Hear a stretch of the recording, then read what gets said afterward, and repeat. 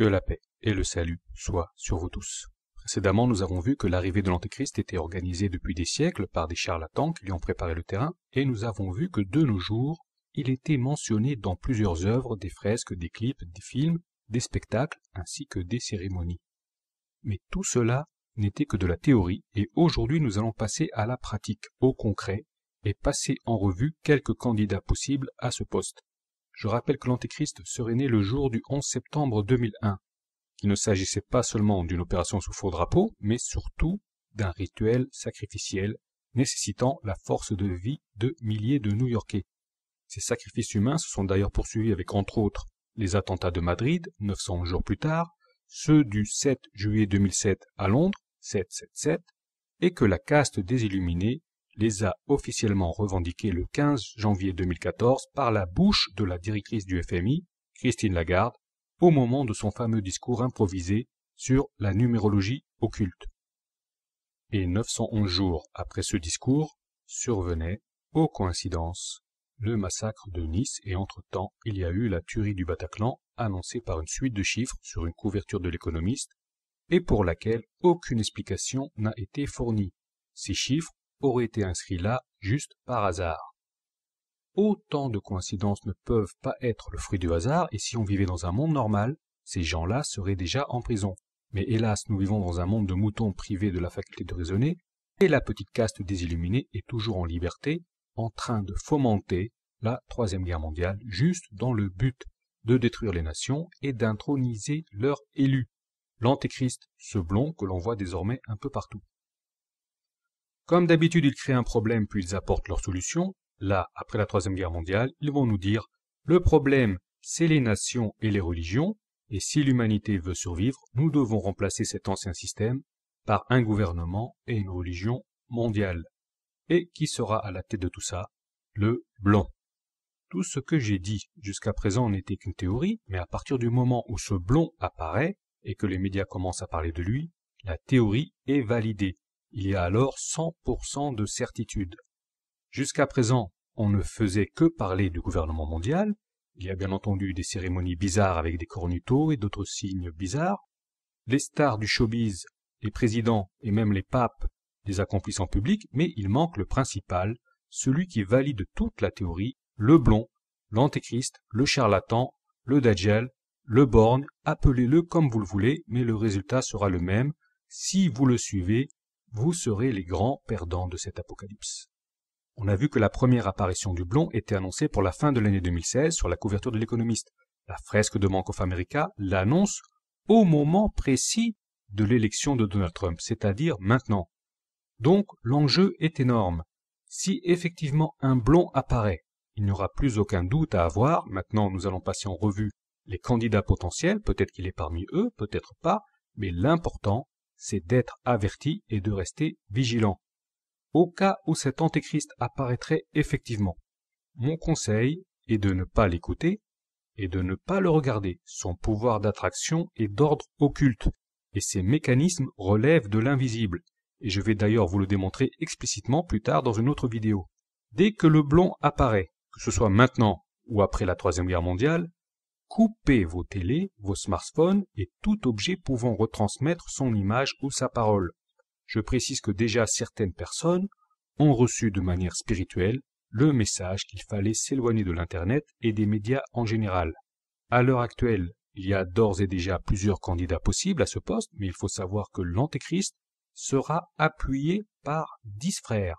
C'est annoncé dans l'Apocalypse ainsi que dans une autre prophétie. Lui et ses 10 frères, les 10 cornes de la bête sur laquelle la prostituée est assise. Ils vont se partager le monde, et il faut savoir que déjà l'OTAN a partagé le monde en 10 régions. Il faut savoir que le livre de l'Apocalypse annonce que ces 10 frères vont lui donner leur pouvoir au moment d'une cérémonie. Cela signifie qu'après cette cérémonie, son pouvoir sera alors au maximum. Mais cela signifie aussi que parmi les candidats que je vais présenter, il se peut que l'on trouve un ou plusieurs de ses frères, c'est-à-dire des individus qui présentent certaines de ces caractéristiques, mais sans l'incarner totalement. Le fils de Donald Trump. En 2016, on attendait qu'un jeune blond soit présenté au monde entier, et au mois de novembre, un jeune blond est effectivement présenté le soir où son père, Donald Trump, gagne les élections américaines. Donc au moins 1 milliard de spectateurs ont vu ce jeune homme et se sont dit « mais qu'est-ce qu'il a celui-là? Il est vraiment bizarre ». Et effectivement, il présenterait des troubles du comportement, il semble asocial et apparemment il n'aime pas trop qu'on le touche. Alors j'ai déjà consacré une vidéo au sujet de Baron Trump et j'en ai conclu que ce n'était pas lui.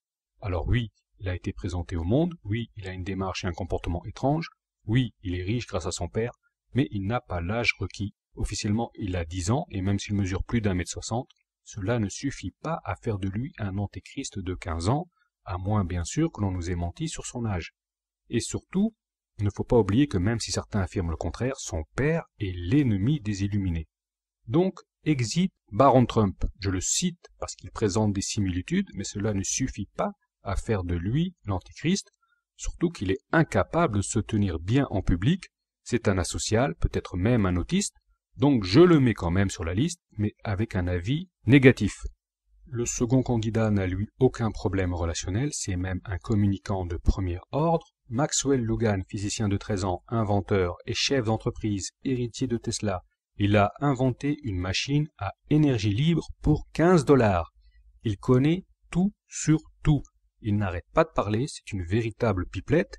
Il parle de physique quantique et d'astrophysique, de l'énergie, de l'univers. Il parle même de Dieu, qui serait selon lui une source d'énergie, rien que ça. Il raconte que Dieu est l'énergie qui nous a créés, il vit en nous, il bouge à travers nous, et nous sommes Dieu. Il s'agit d'une nouvelle version du panthéisme accommodée à la sauce Star Wars. Il ne manquerait plus qu'il nous invente un sabre laser et qu'il passe pour de vrai du côté obscur. En attendant, du haut de ses 13 ans, il conteste le fait que Dieu soit un être, il dit ça comment?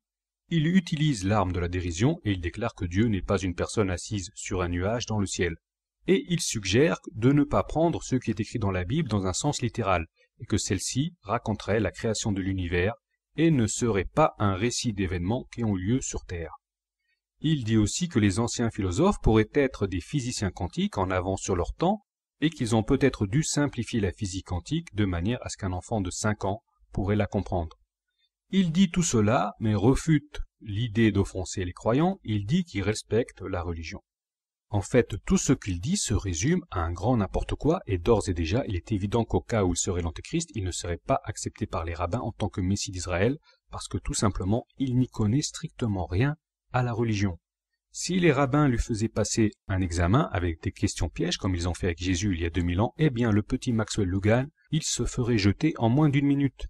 Le Messie que les Juifs attendent est réputé être le plus grand maître de la Torah, et il est également réputé pour ramener les gens à l'étude de la Torah.